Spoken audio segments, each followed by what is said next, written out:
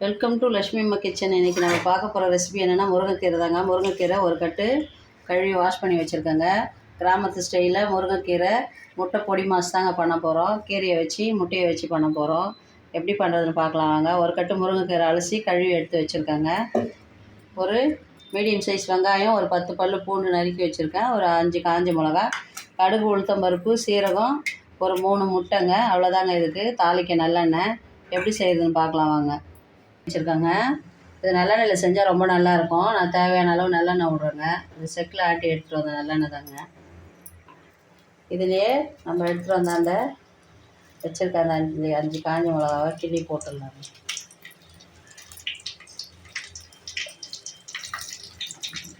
இது உளுந்து கொஞ்சம் அதிகமாக போட்டால் நல்லா இருக்குங்க. கடுகு, உளுந்து, கொஞ்சமாக சீரகம் பொரிஞ்சிச்சு. நறுக்கி வச்சுருக்க 10 பல் பூண்டை பொரிசாக நறுக்கி வச்சுருக்கேன். போட்டுக்கலாம். வெங்காயத்தை அதில் போட்டுடலாங்க. நல்லெண்ணன்றதால நமக்கு இதான புகை வரும். அதான் அதில் சமைக்கும்போது வெங்காயம் கொஞ்சம் வதங்கினோடனே நம்ம அலசி எடுத்து வச்சுருக்க கீரையை அதில் போட்டுடலாங்க. வெங்காயம் வதங்கிடுச்சிங்க. ஓரளவுக்கு சும்மா லைட்டாக வதங்கினா போடுங்க, ரொம்ப வதங்கணும்னு அவசியம் இல்லை. நான் கழுவி வச்சுருக்கேன் முருங்கைக்கீரையை, ஒரு கட்டு முருங்கைக்கீரைங்க. இது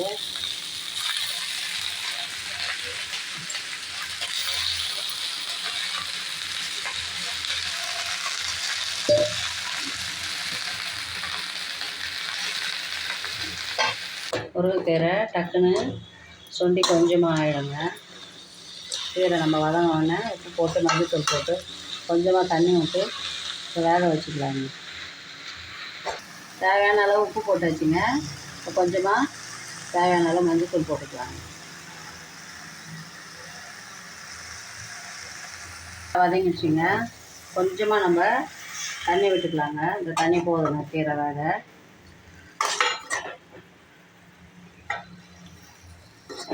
நல்லா சுண்டி வரட்டங்க. தண்ணி சுண்டி வந்தோடனே நம்ம முட்டையை உடச்சி ஊற்றி பொரித்து எடுத்துடலாங்க. தண்ணி இன்னும் கொஞ்சம் தாங்க இருக்குது. சுண்டி வந்துச்சு பாருங்கள். இன்னமும் அது ட்ரை ஆகணுங்க. அதுக்குள்ளே நம்ம முட்டையை உடச்சி கலக்கி வச்சுப்போங்க. நம்ம எடுத்து வச்சுருக்க 3 முட்டையை உடச்சி ஊற்றிடலாங்க. முட்டை நல்லா இருக்கான்னு பார்க்குறதுக்கு அது மாதிரி தனியாக உடச்சி ஊற்றுறோங்க. நீங்கள் அதிகமாக முட்டை வேணும்னாலும் கூட இன்னும் 2 முட்டை கூட வச்சு செஞ்சு சாப்பிட்லாங்க. ரொம்ப நல்லாயிருக்கும். எக்ஸ்ட்ரா முட்டை போட்டாலும் நல்லா இருக்குங்க.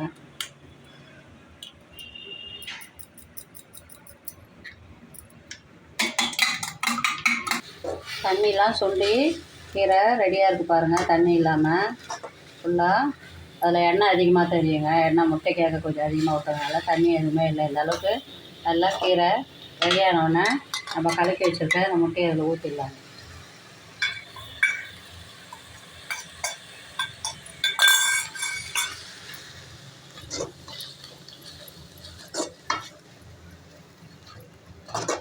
நல்லா முட்டை வேகிற அளவுக்கு பொரிச்சு எடுத்துட்டு போகிறோங்க.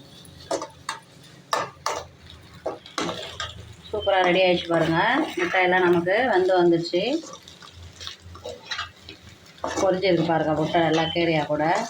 அவ்வளோதாங்க. இந்த முட்டை பொடி மாஸ் ரெடிங்க. சூப்பராக ரெடி ஆகிடுச்சுங்க. ஆஃப் பண்ணிடலாங்க. இந்த ஸ்டேஜில் நமக்கு முட்டை பொரிஞ்சு வந்திருக்கிறது தெரியும் பாருங்கள், ப்ரௌன் கலரில். அவ்வளோதாங்க, ரெடி ஆகிடுச்சுன்னு அர்த்தங்க. ஆஃப் பண்ணிடலாங்க. சூப்பரான முருங்கைக்கீரை முட்டை பொடி மாஸ் ரெடிங்க.